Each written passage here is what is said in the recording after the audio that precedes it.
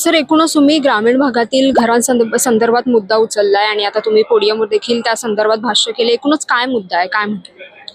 यामध्ये महाराष्ट्रातल्या 12 कोटी जनतेपैकी 6-6.5 कोटी जनता ही ग्रामीण भागात राहते आणि त्यांचा जो जिव्हाळ्याचा प्रश्न आहे की त्यांना जर का विकास परवानगी पाहिजे असेल, बांधकाम परवानगी पाहिजे असेल, तर ग्रामपंचायतीच्या गावठाणात ते राहत असतील तर पूर्व परवानगीसाठी त्यांना जिल्हा स्तरावरती ADTP कडे जावं लागतं आणि अंतिम परवानगी ग्रामपंचायतीत मिळते. आणि गावठाणाच्या बाहेर राहत असेल ते तर पूर्व परवानगी आणि अंतिम परवानगी दोन्ही जिल्हा स्तरावरती ADTP आणि जिल्हाधिकारी यांच्याकडनं मिळतात. म्हणजे जर का त्या ग्रामपंचायतीला लागून एखादी नगरपंचायत किंवा नगरपालिका असेल, त्या लोकांना परवानग्या हाकेच्या अंतरावर शहरातच मिळतात. पण या व्यक्तीला मात्र ग्रामीण असल्यामुळे त्याला तिथं जिल्ह्याच्या ठिकाणी 150-200 किलोमीटर जावं लागतं. हे अन्यायकारक आहे. त्यामुळे मी यामध्ये मागणी केली की या विषयामध्ये बदलाव करण्याची गरज आहे. ईज ऑफ डुईंगच्या नावाखाली आपण जर चांगलं काम करतोय त्यात ह्यात बदल करण्याची गरज आहे. आणि या परवानग्या या त्या ठिकाणी जर का शहरातला म्हणजे नगरपालिका नगरपंचायतीचा ATP किंवा टाउन प्लॅनर TP हे UDCPR बघूनच निर्णय करतात.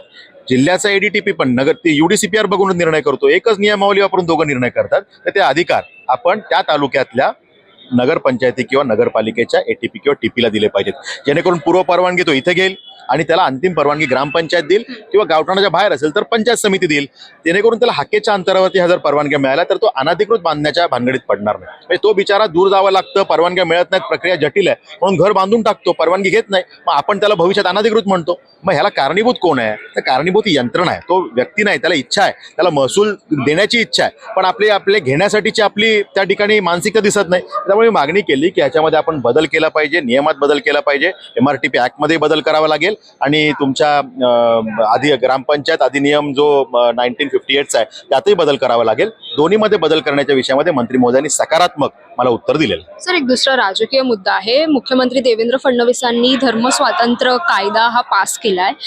विरोधक देखील त्याला कडाडून विरोध करतायत आणि शिवसेना उभाट्याने याला पाठिंबा दर्शवलाय. एकूणच या कायद्याबद्दल आपल्याला काय वाटतं? खरं तर गेल्या काही वर्षांमध्ये धर्म या विषयामध्ये ज्या काही मुवमेंट्स चालू आहेत ते चित्र खूप विदारक आहे.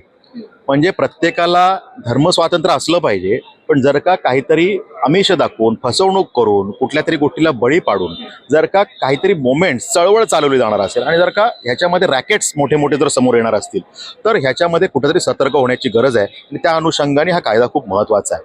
म्हणजे जर का भावनेचा आधार घेऊन भावनिक फसवणूक करून जर का एखाद्याला फसवून तुम्ही जर का त्याचा धर्म बदलायला लावणार असाल आणि त्याला नंतर काही दिवसांनी कळणार असेल की अरे मला फसवलं गेलं, तर हे काही योग्य नाही. त्यामुळे या कायद्याला एक विशेष महत्त्व आहे.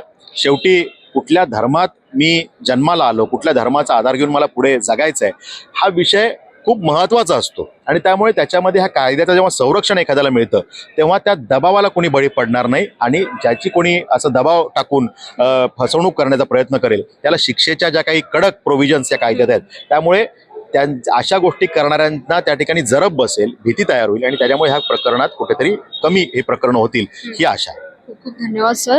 तर एकूणच आपण पाहिलं तर विविध राजकीय मुद्द्यांवर आज आपण विक्रांत पाटील यांच्याशी बातचीत केली. धर्म स्वातंत्र्य कायदा हा मुख्यमंत्र्यांनी काल पास केला आणि त्या एकूणच कायद्यावर विरोधकांनी या कायद्याला विरोध केलाय की कोणालाही धर्मांतर करण्यास ही बंदी नसावी असं विरोधकांचं म्हणणं आहे. तर एकूणच आपण विक्रांत पाटील यांच्याकडून त्यांची प्रतिक्रिया जाणून घेतली. धर्मांतर स्वातंत्र्य हा जो कायदा लागू करण्यात आलाय तो सर्वांना यामध्ये न्याय मिळेल. धर्मांतर, लव जिहाद आणि फसवणूक या सगळ्या गोष्टी कुठेतरी या गोष्टींना आळा बसेल अशी प्रतिक्रिया यावेळी विक्रांत पाटील यांनी व्यक्त केली आहे. तर कॅमेरा पर्सन आसिम यांच्यासह मी जान्हवी जाधव, मुंबई.